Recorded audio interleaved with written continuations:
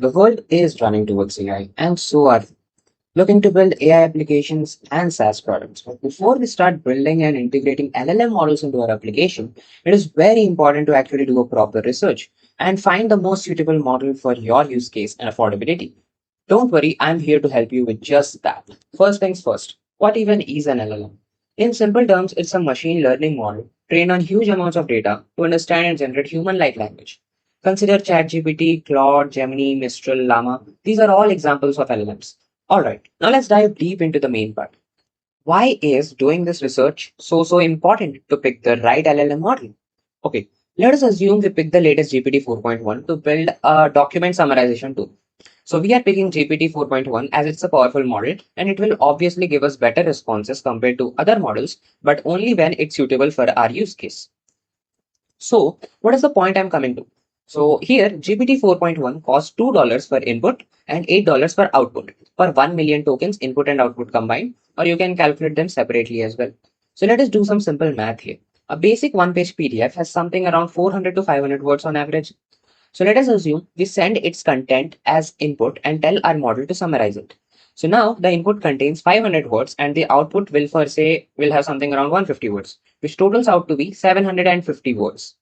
Now we consider 3 by 4th part of a word to be one token, which brings us to 750 divided by 0.75, which is equal to 1000 tokens. So we are getting 1000 tokens for our 750 words. So if we divide this 1000 by a 1 million, we will get 1000.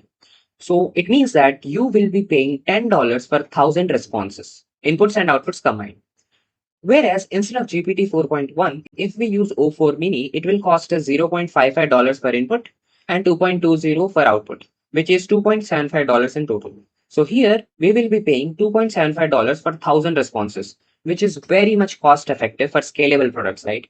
So now we understand the importance of choosing the right LLM financially. And basically this is how we calculate cost for AI applications. And now let's see what are the other factors to consider. Another major factor is use case. Now, there can be multiple use cases for AI applications. It can be a SaaS product, it can be a chatbot, or a simple document summarization tool as well.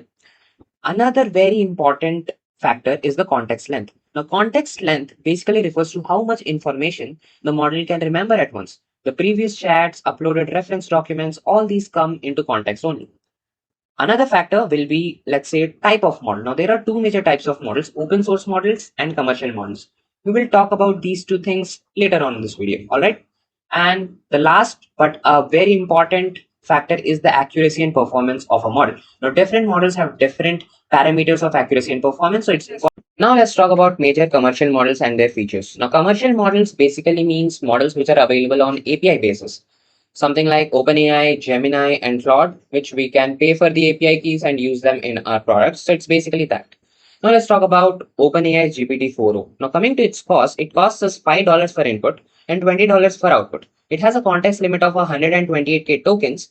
Major use cases for GPT-4o can be chatbots, vision audio tasks, agents using these kinds of tasks, and for coding.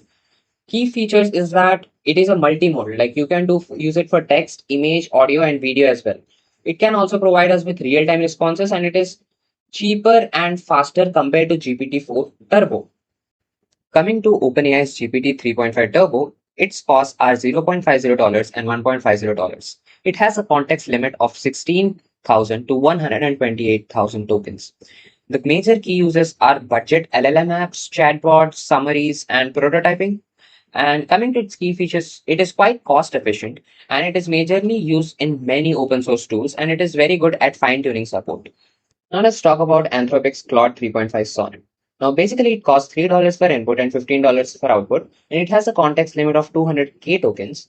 It is majorly used for research tools, chat and RAG and coding applications. Its key features are it is majorly fast and accurate. We can use text and image for input and output and it is basically a good middle ground model from Claude. Now coming to Anthropic's Claude 3.5 Haiku, it is quite a good model. Basically, it costs 0.80 for input and $4 for output. It has a context limit of 200k tokens as well. It is used for fast response apps and cost sensitive tasks. Basically, it is the cheapest Claude model, very fast and it has very low latency, still supports extended thinking, right? So it is quite good a model to be used in various applications.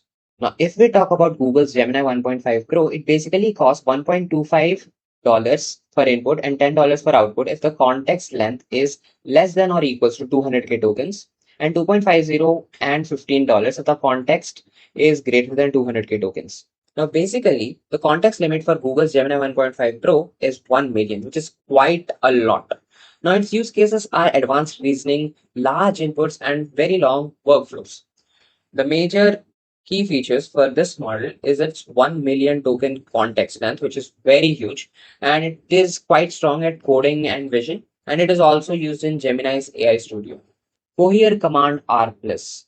It basically costs $2.50 for input and $10 for output. It has a simple context length of 128k tokens, but it has a major use case of RAG heavy apps. So it is very good at this stuff, the RAG stuff. For creating agents and internal tools, Cohere Command R Plus will be the best choice. Its key features are it is quite optimized for RAG plus tool usage. It has strong factual accuracy and it is quietly quite preferred by enterprises as well.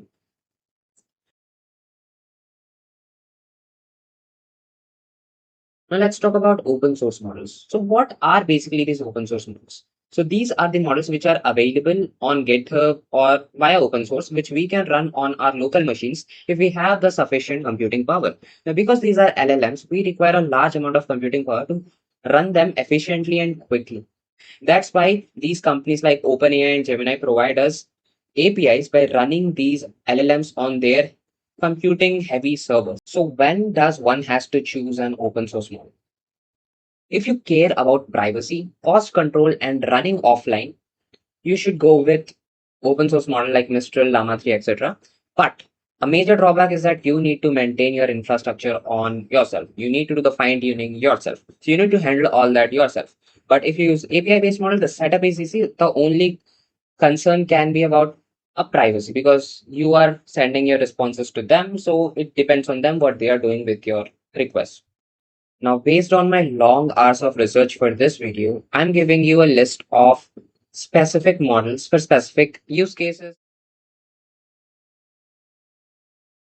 So that is all about this video. I hope you enjoyed it. And if you have any kinds of queries about LLMs and stuff, just drop them in the comment section. And if I can help, I will definitely try to help you out with that. So that's it for this episode. I will meet you again sooner with another good episode and informative episode just like this one. Until then, bye bye.